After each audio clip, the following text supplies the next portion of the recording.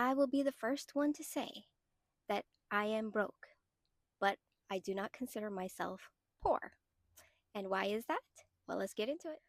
So, being broke is not having cash in your bank account or not having cash that you can spend, just not having cash. Being poor is a mindset. I'm talking about people who have their basic needs met, but are still operating as if they do not have those basic needs met. Let me give you a few examples. So that's the emotional part of having money or not having money. So let's say you get a few extra $1,000.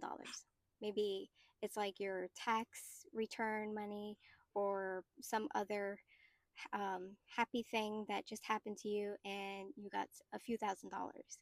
Now, people with poverty mindset will do one of two things. One, they will hoard the money, so they will keep every single cent, not spend any of it because of fear. What if I don't have it in the future? What if it goes away too fast? What if, what if? So they put it all away into savings and they never spend it, they never talk about it, they never act like they have any of it. They don't enjoy any of it. It's just saved. And the second reaction is that money will be spent as quickly as it touches their hand. You know that saying, the money is burning a hole in their pocket? Yes. So people who are used to not having money might, when they get some, not understand or be able to even fathom keeping it because they might feel, oh, well, I'm not going to have this later, so I might as well enjoy it now, spend it like there is no tomorrow.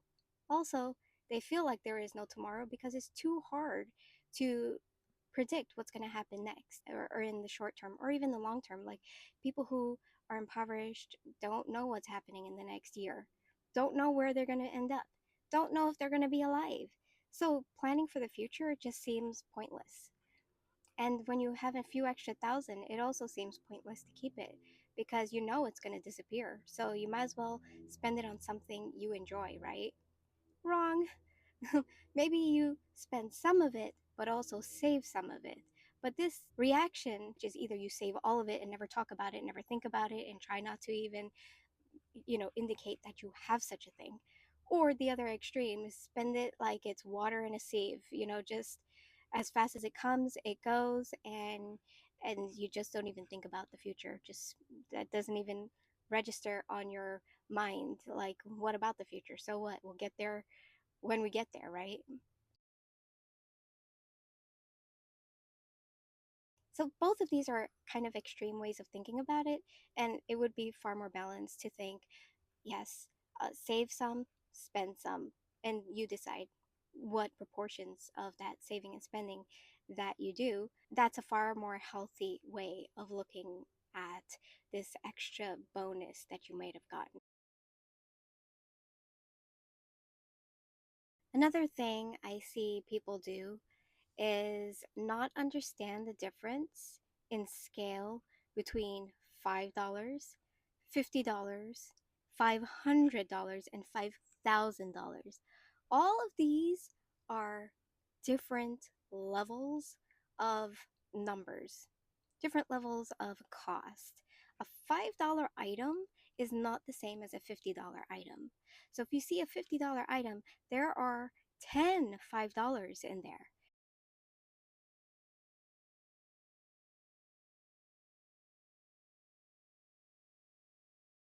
So I have seen people who look at something and it costs $5 and they're like, ooh, I can't afford that. Nope.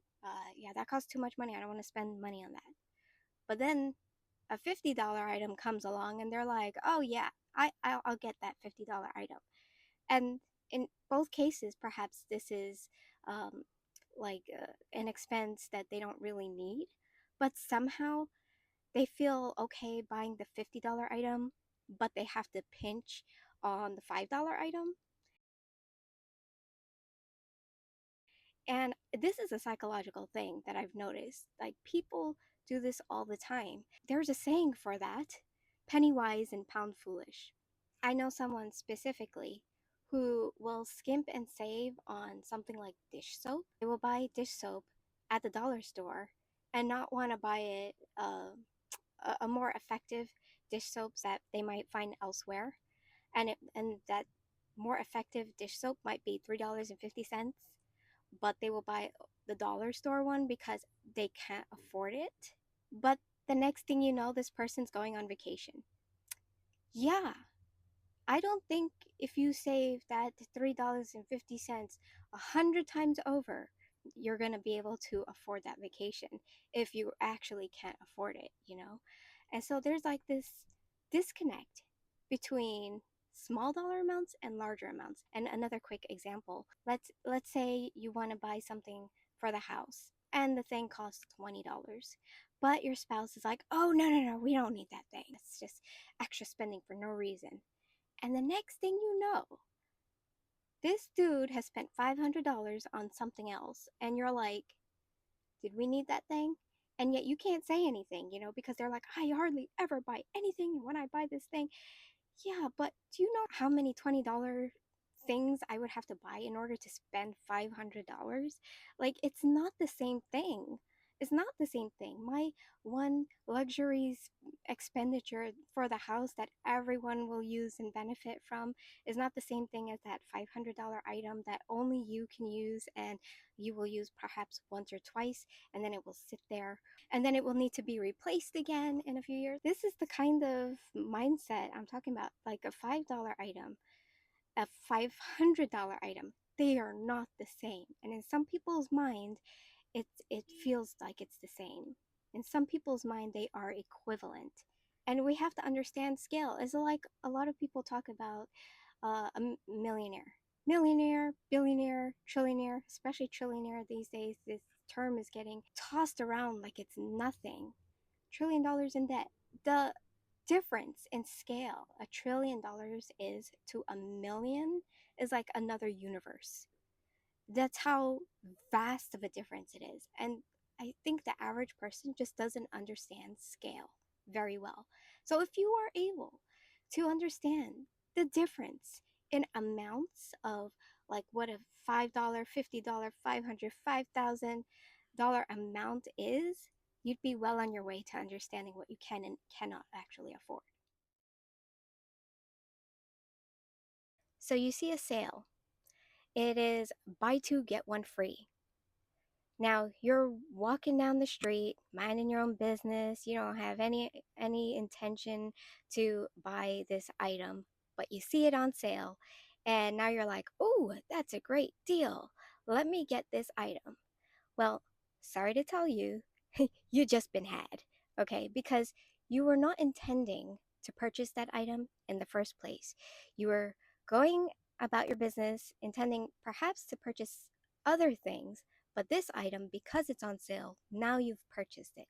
And you've spent twice the amount of money you would have spent on just if you had bought one of the item. Then you have to worry about where you're going to store these things when you're not using them because you can only use one at a time. And then you have to worry about whether the third one is going to be still good by the time you get to it. If it's some kind of object and you put it away thinking you're going to get it later, and then you might lose it by the time you're ready for it, that happens a lot. There's this psychological thing that happens when you see a sale. You think, oh my gosh, let me get it while I can.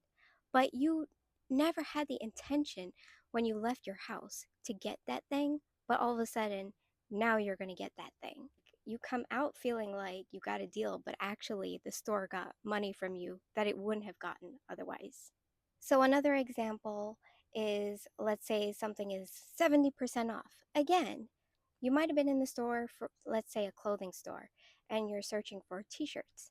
But now you saw these pair of pants that are 70% off, and you're like, oh man, I gotta get that because I might not get that pair of pants for 70% off next time. But again, you didn't intend to buy a pair of pants. You didn't intend to buy those pair of pants because you had enough pants at home. You were searching for t shirts. And here you are coming home with pants instead of t shirts. Now you have a lot more clothes than you need. Like if you do that once in a while, it's not a problem. But we have a tendency to do this again and again and again. And then you have to declutter your closet. And then you have to figure out what you're going to do with all of those. And then there are pants you wear and pants you don't wear. And you know what I mean? Like, if you weren't looking for pants in the first place, why are you coming home with a pair of pants when you went there for t shirts? Did you come home with the t shirts? Is a good question to ask.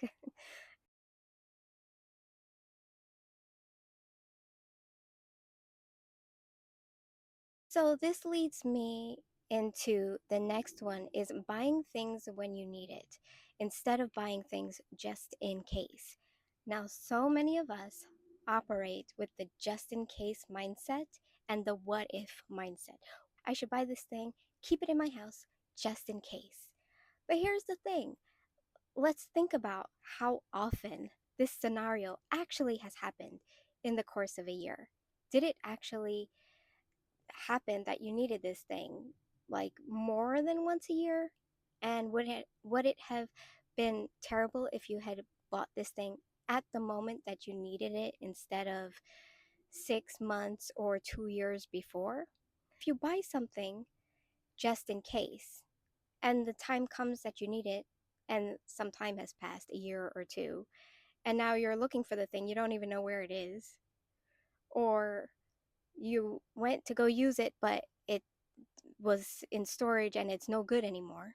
Or you went to go find the thing and it's the wrong size. Now you have to go buy something that is appropriate for the job that you were looking for. You get what I'm saying here, right?